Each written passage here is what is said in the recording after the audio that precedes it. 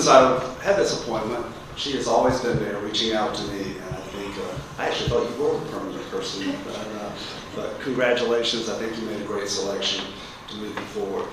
And Bubba, when I just saw what you're doing here at Chatham Park, which I had known about, what you're doing is a vital part of what we have to have for economic development.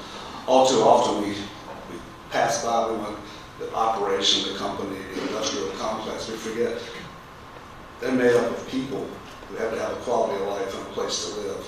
And we can talk about that later, but there's a chronic housing shortage in much of North Carolina, and on a much different level than what Bubba's doing here.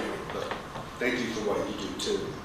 Also want to thank members of the General Assembly. I see Representative Reeves here. And are there any others, members of the General Assembly here? Representative Reeves is always someone who's carrying this my water and the water for economic development. And I think what we all want to do at the end of the day is create an environment where our children one day will have a life probably larger than the one we were born into.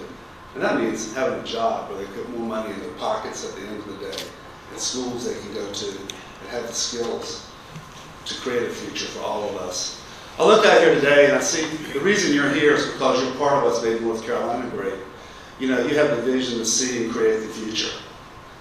That's what it's all about. You know, we're talking about, you're just giving an update on where you were the last 10 years here in Chatham County. Well, just backtrack a little somewhat. In 1950, North Carolina was the second poorest state in the country. We were 47 out of 48 states.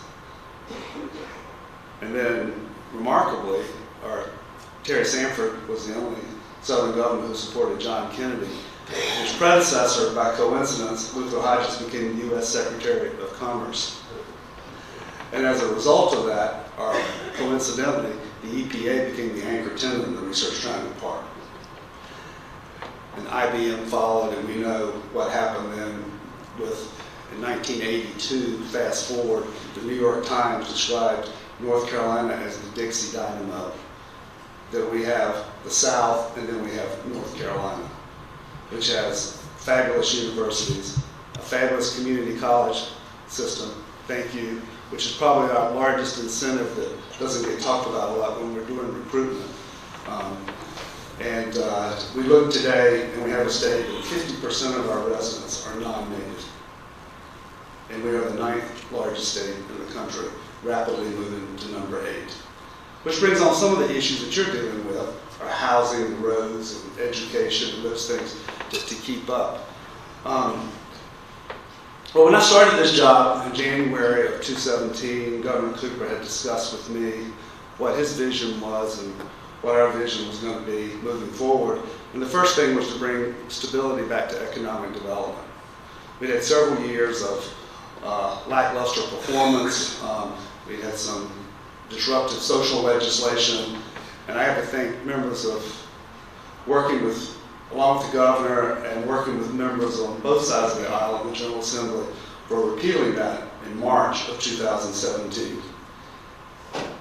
I will say part of that, and part of what we have here as a state, 40,000 jobs have resulted from the Department of Commerce since then, which is a remarkable accomplishment.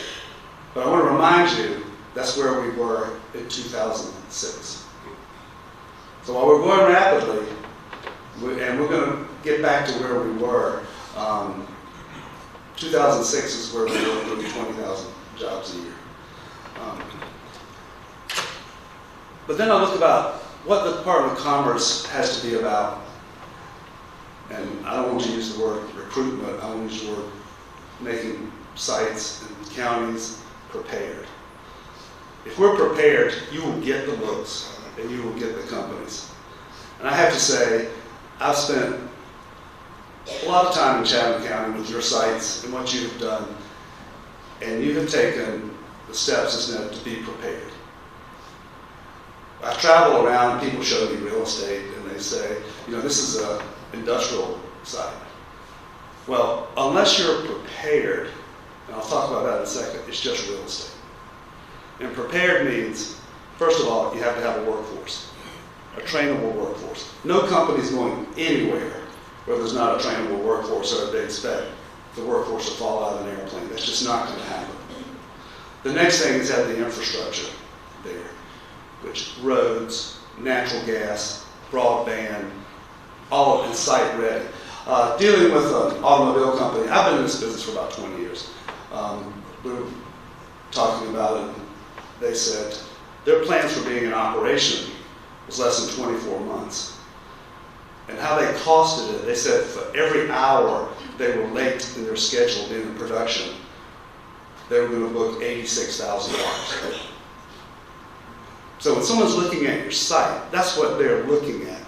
It might not be 86,000, it might be lesser, but whoever's making that decision, there's a cost factor for being late on the production.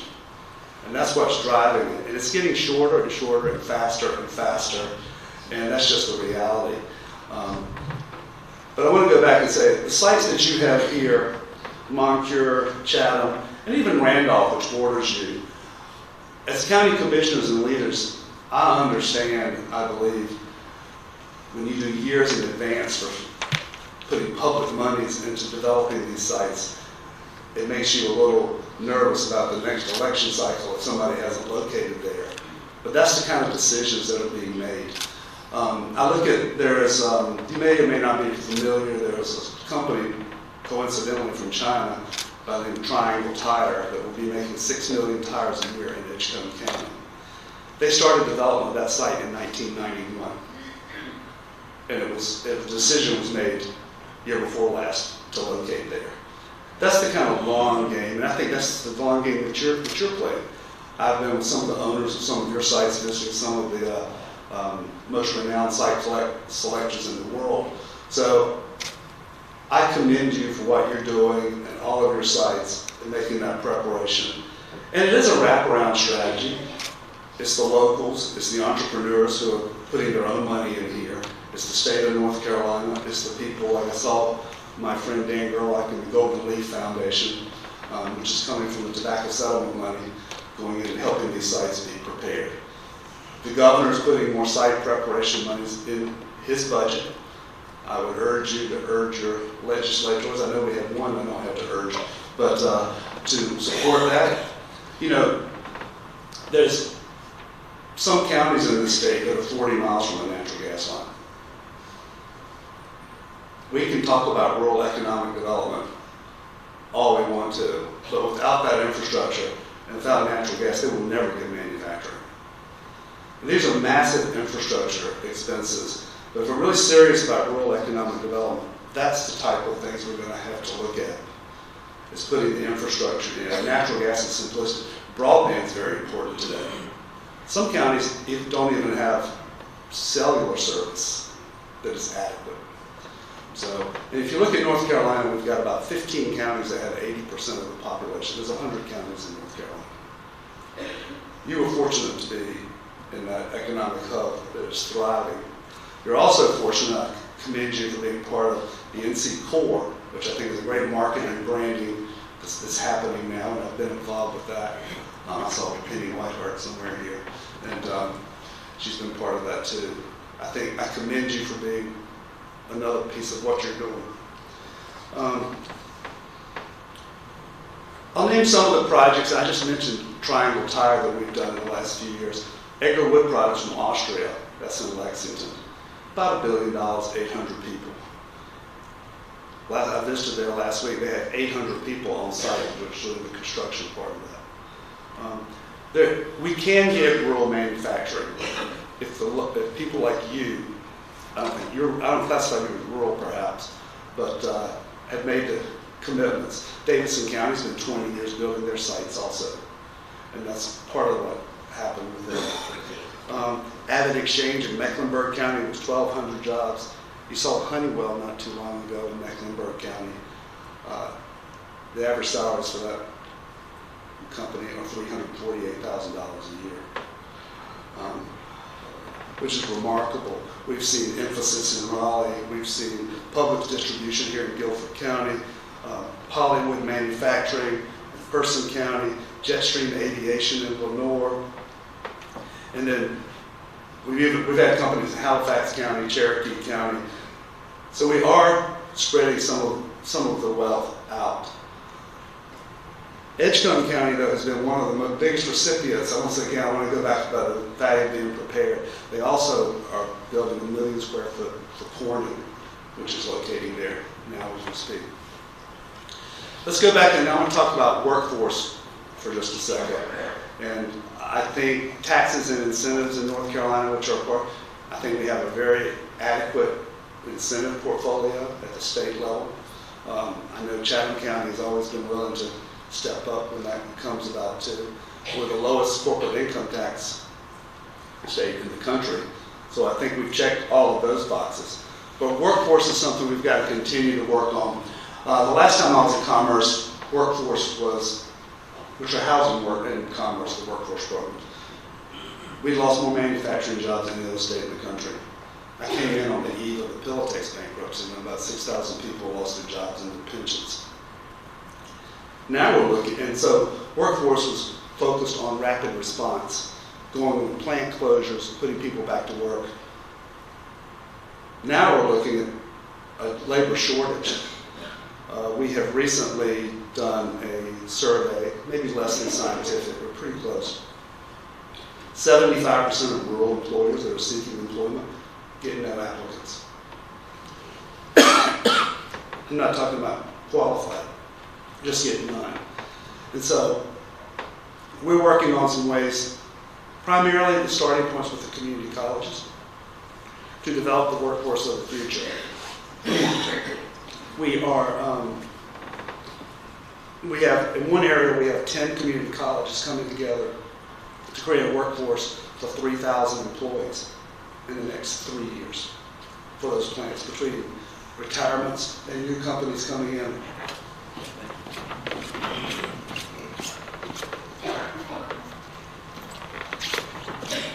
And that's called Ramp East. The other thing we're working with community colleges on is developing apprentice programs around the state. We have some spectacular ones now. We have Bosch, which is in Dearborn, which is a German model. Freightliner has that, which is a German model. Edgar Wood Products in Davidson County is making an apprentice program and put it in place, which is an Austrian model too. We're going to have a North Carolina model, but Dr. Chapman, I know she's involved with some of this too. And I think you're going to see some spectacular results with employers as we go forward with that. So it's going to take a mix to develop this workforce. You know, if you look at the triangle, which I consider you part of the triangle, more or less, you know, we're graduating about 25,000 college graduates a year here. I don't even have the number for all the community colleges. There's tens of thousands of workforce people that are here. You are sitting in the vortex, I'd say, of the world, with your sites, with your ready workforce, and with the leadership that you have to move forward. You're going to be successful. One of the things I want to point out that we have done in the Department of Commerce since I've been there, we have put a new website in place. And we brought in private sector people from C.B. Richard Ellis, JLL, Jones Lang LaSalle, and some other people. I'd like for you to look at that. It's very 21st century, and it looks like who our clients are. Our clients are people like Bubba and those people. It looks like something I think that you'd be proud of, and we'd be happy to share with any locals about putting their websites in place. I really highly recommend that as a place that you need to focus on, because if you're not on the web, if you're not part of social media, you don't exist today. A lot of the site selection today is done online. Before they look at you, they already know what your workforce is. They've looked at your site. They know the transportation issues. They know all of these issues. So when they come here, they're just checking the box to verify what they've already seen. Or they may not even come if they don't see it on the web. So we're working with a lot of communities on that. Another thing we're working is a drone program with rural areas, and it doesn't necessarily have to be all rural. We will be able to real-time show sites in rural areas, whether it's Weihai, China, or Calcutta, India, or Dusseldorf, Germany. They can look at these sites We'll have a man there, we'll have a command center, and they don't have to fly here to see it. And I think that's the sort of 21st century things that we have to move forward with as a Department of Commerce and as a state, and we're doing that. I want to close with one last thing. Healthcare is a huge issue in North Carolina, and the country for that matter. Especially in our rural counties, we're looking at hospital after hospital is closing and filing bankruptcy, or teetering on bankruptcy. It is critical people have over an hour to travel before they can reach health care. It's also a decision when a company's going to locate somewhere. You happen to be in the vortex of the most premium health care in the world here. I mean, there's no accident that the Saudi royal family comes to Duke every other year with the 757 and parks it here and rents the entire Hilton to have all their health care done. But our rural hospitals are in desperate need. But if I want to look at it from a pure economic stimulus and number of jobs, what would you do for 50,000 jobs over 4 years to come to North Carolina? You'd pass Medicaid expansion. Medicaid expansion, which Michigan, Virginia, Ohio, other states have passed, would bring in the next 4 years about $4 billion infused into the state and 50,000 new employees. Regardless of the people that would serve that are not being served now. And it would take a lot of pressure off the hospitals who are serving those people at no cost now. These people are being served some way, but and our hospitals and healthcare premiums are paying for that one way or the other. But from a pure economic development model, I would urge you, talk to your legislators, I'll find out more about it, and I'll be glad to talk with you about it too. But if I had an economic development project that was bringing 50,000 jobs, I wouldn't be able to answer my phone. The phone would be melting down. But this is something that can actually happen in a reality. I know Representative Reeves knows all about this. And it would also serve a lot of people who are in critical need. But in closing, I know you all have to go back to work, make more money, which is good for North Carolina.